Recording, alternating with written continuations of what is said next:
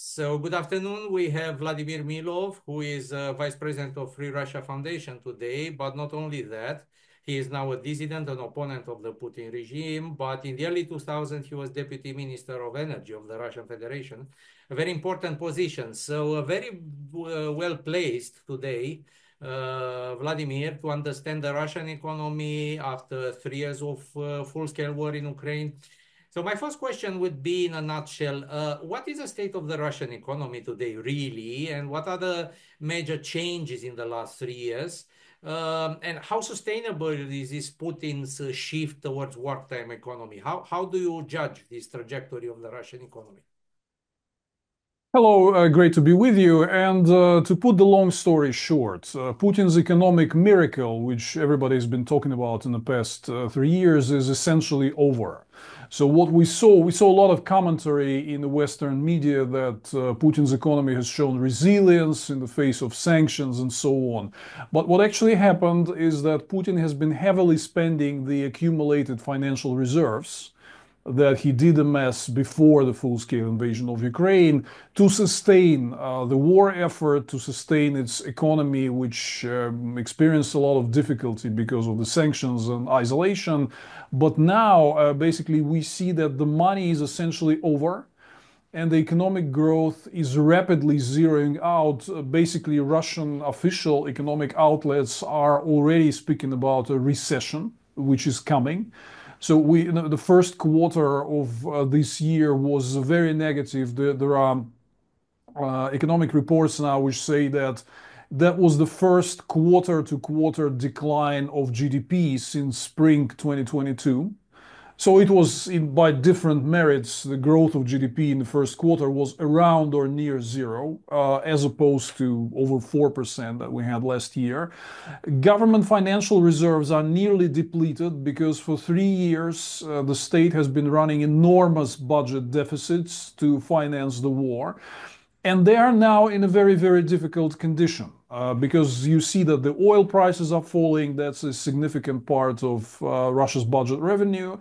But at the same time, domestic economy is cooling down, but war needs more and more money. Just to give you an idea, this year's officially approved military budget will be 4 times bigger than the pre-war the military budget of 2021, the last one before the full-scale invasion. What would that be in terms of GDP? That is over 6% of GDP. And that's the highest level since the Soviet era, since the Cold War. But the GDP relation measure is somewhat distorted because we see a ruble exchange rate wildly fluctuating. So I would basically advise not to measure like big numbers in comparison to the GDP. That's significantly distorted now. I think it would be if you use like a 100 rubles per dollar exchange rate, that would tell you that Russian military officially approved military budget is about 130 billion US dollars this year, so maybe higher, 150, depending on which exchange rate you use. That is about 4 times bigger than the pre-war, pre-full-scale invasion budget. Importantly, to sustain the war effort, Putin needs to permanently increase the military spending. It's just not enough to reach some sort of plateau and continue attacking Ukraine. Just like 10 days ago, he had a meeting of the so-called Military Industrial Commission in the Kremlin. You can find a transcript on the Kremlin's website. He literally said that Russia lacks sufficient firepower at the battlefield in Ukraine, which means the military industry needs to ramp up production, which means more spending. Not to mention that military salaries and supplies of the army need indexation because of rampant inflation, which is over 10% annual, even under the official numbers, which are very likely an underestimate. So altogether, depleted state resources, slowing growth, raging inflation, call and need for significant further increase of military spending and spending on the economy and other areas of concern. Expenses are growing, revenues are falling, resources are depleted. They can't do anything about growing prices. So that's a pretty tight spot. Another question is where Russia goes from here. Yeah, but all of these difficulties are, finally beginning to bite. And the $1 million question, which is on everyone's minds, is how much time do they have? So at the current rate of depletion that you speak about, how many months does Putin have still to continue this war? I mean, I know it's a simplistic question, but just give us an estimate. To be absolutely frank, they don't have much time left already. So we have like a more or less understood time frame for a government budgetary process. So they will be considering the draft budget for next fiscal year 2026, which is the key financial document that gives you a good understanding of what Putin is thinking.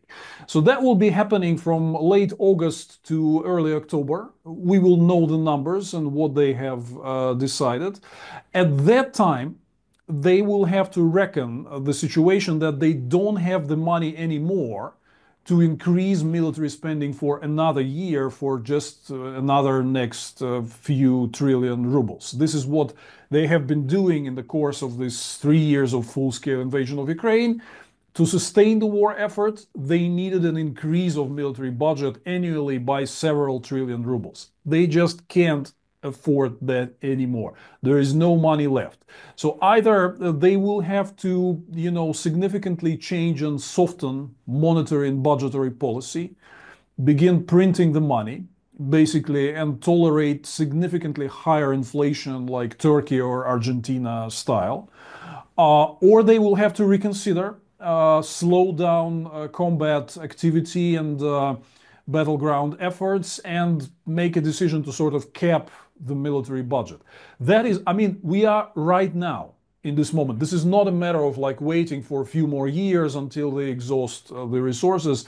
They are in this position right now because on the 30th of April, just last week, Ministry of Finance had introduced amendments to the federal budget, which now reconsider the deficit upwards to a level with the deficit now is higher than the remaining cash reserves in the National Wealth Fund. So there's already not enough money to cover the planned deficit for this year, which presumably will be even higher in December. So they are already right now at an inflection point, the decision-making point, what to do next. Either like to go full softening of monetary and budget policy and printing the money to continue the war, or to slow it down and to opt for some sort of a ceasefire to cap military spending. Yeah. Do you think the American officials know this, what we discuss here, that actually Putin is with his back against the wall, and he has to admit it, as you said, by August, October, in the new budget projections, that this is a situation? Do you think this is known in Washington? Or they still have this illusion that Russia has endless resources? This is known by many people in Washington, but I'm not sure about the officials from the Donald Trump administration. As a matter of fact, if I don't know what's on their mind, Trump and his closest advisors, but based on their commentary, I see that they really have, these specific people, they really have very little understanding of what is going on in the Russian economy and how it actually works.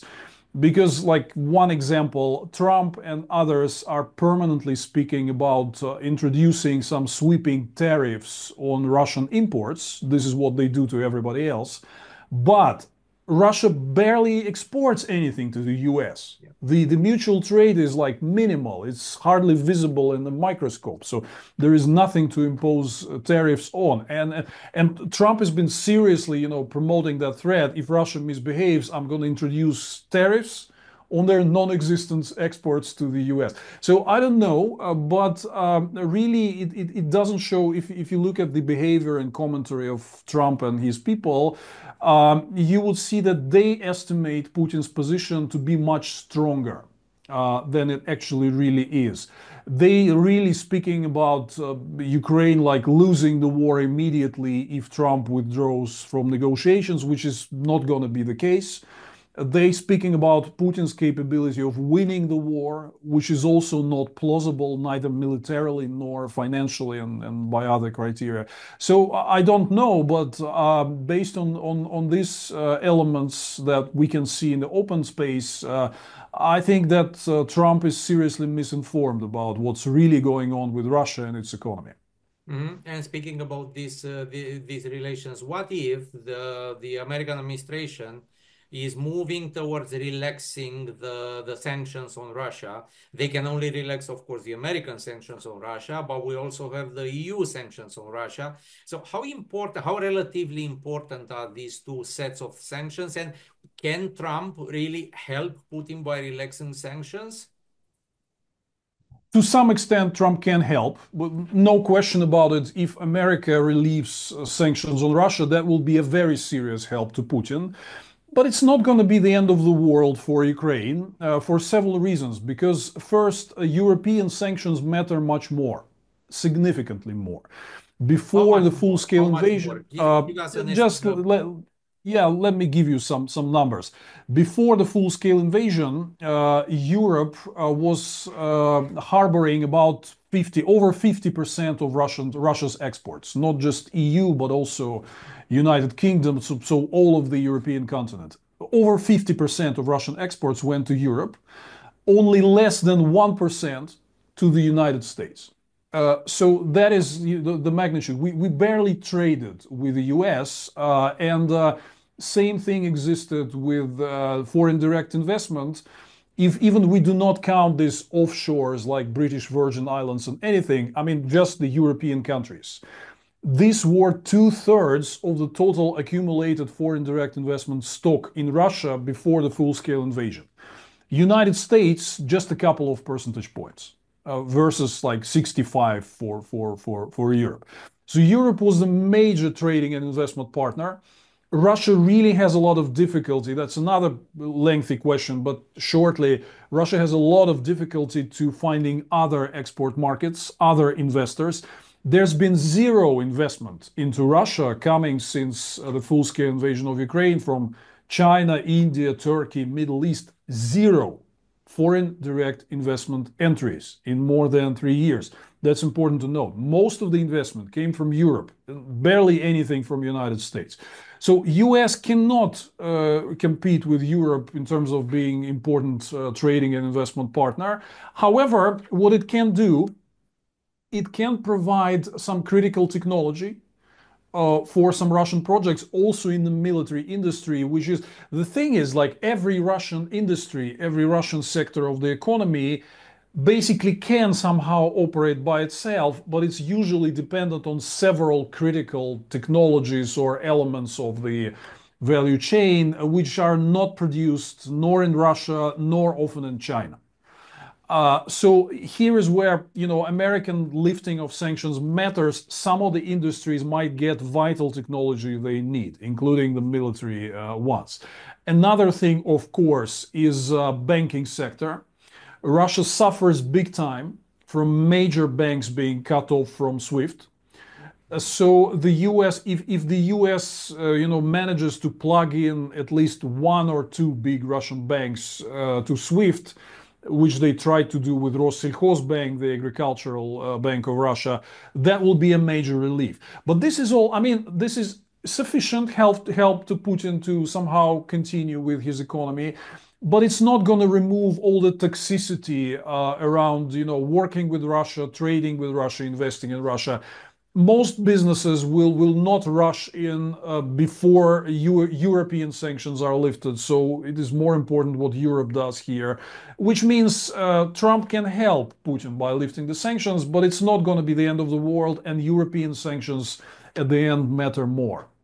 Yes, and since we speak about this, if it happens, we don't know if the American administration is going to relax sanctions, but if they do to some extent, can Europe actually make up for it or fill in the gap and, tighten the screw somewhere to make up for the missing American sanctions? Europe can do that, and I understand that there are many discussions happening already, but there's one big missing thing, where Europe really needs to step in to fill the vacuum, is sanctions enforcement capacity.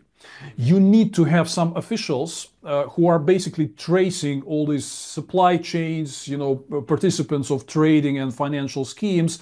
You saw that permanent release of new batches of sanctions against individuals, legal entities, also not only from Russia, but from third countries assisting sanction circumvention.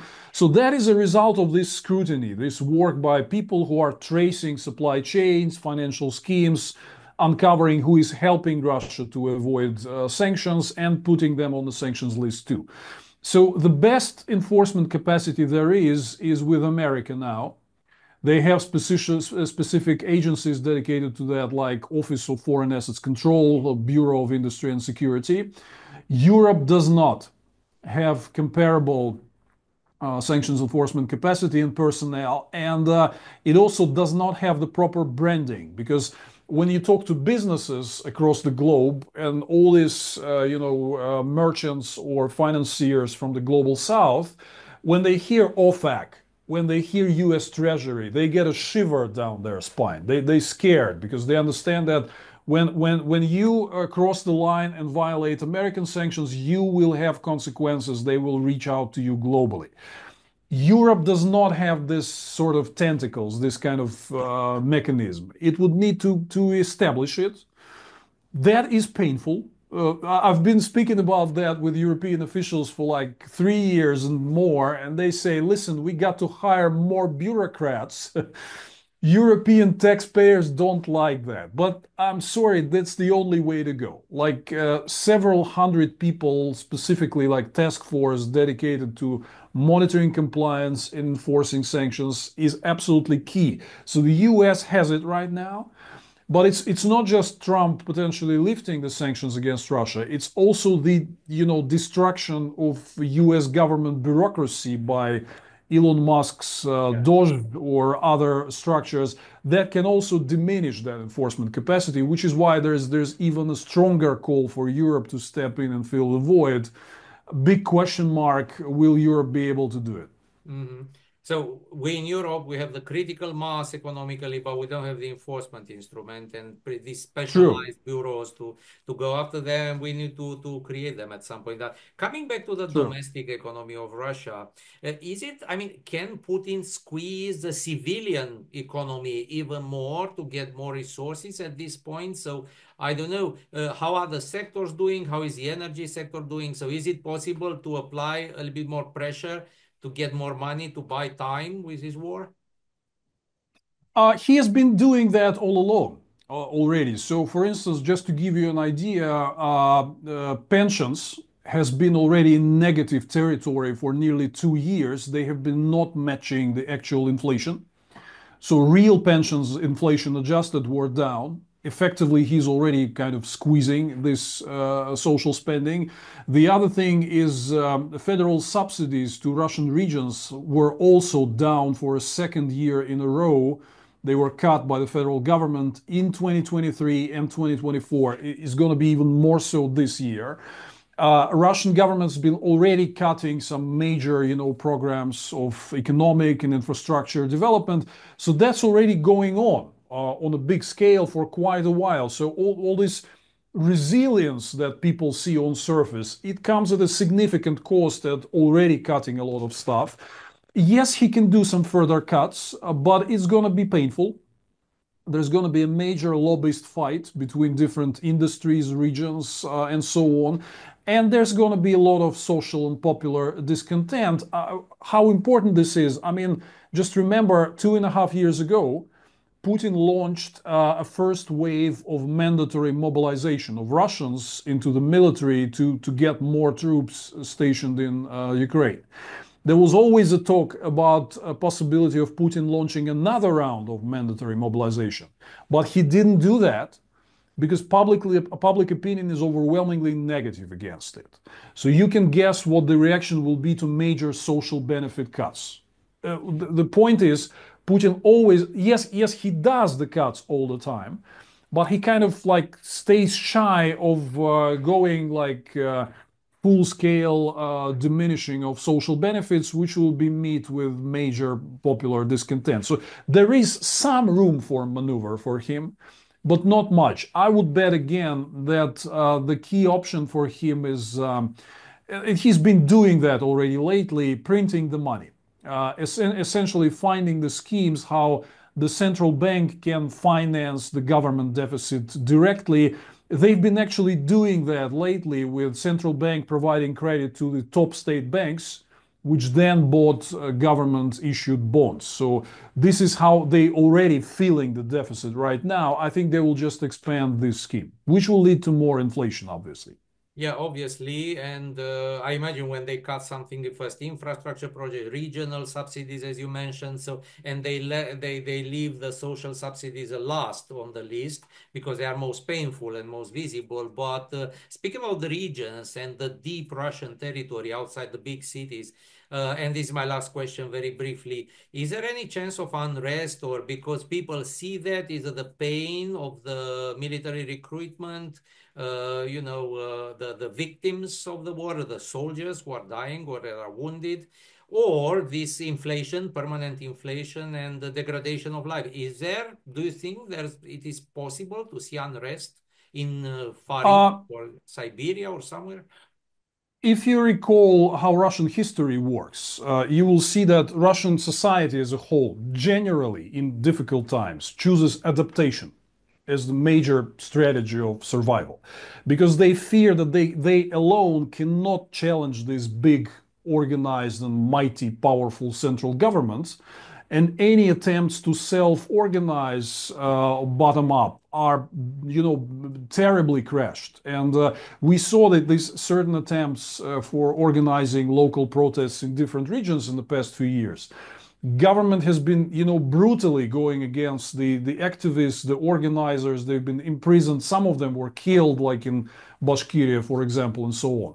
So what happens, and our history shows usually how this goes on, what happens is that discontent mounts over time while the federal government weakens because of this multiple pressure from all sides, military problems, financial problems, economic problems, what have you, right?